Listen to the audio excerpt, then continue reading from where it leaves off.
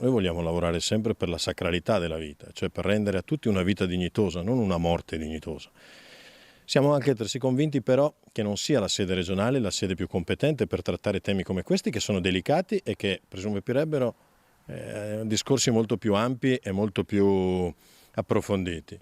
Quindi credo che non debba essere una regione a legiferare su un tema così delicato, e comunque noi saremo sempre dalla parte della cultura della vita, anche perché se si innesca un processo per il quale anche solo qualcuno possa essere percepito come uno scarto, è qualcosa che credo che sia contrario ad ogni principio umano, e quindi credo che noi voteremo no. La decisione che il Consiglio regionale è chiamato a prendere riguarda solo le tempistiche di fatto su una norma che già esiste, quindi non è che andiamo a dire se siamo d'accordo o meno sul fine vita.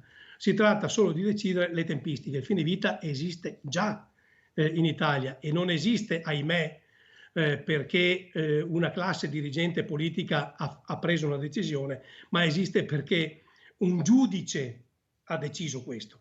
E anche questo la dice lunga sulla capacità che hanno le classi dirigenti di dare risposte alle esigenze di un popolo. Un paese maturo, attento ai diritti, deve dare la possibilità di scegliere.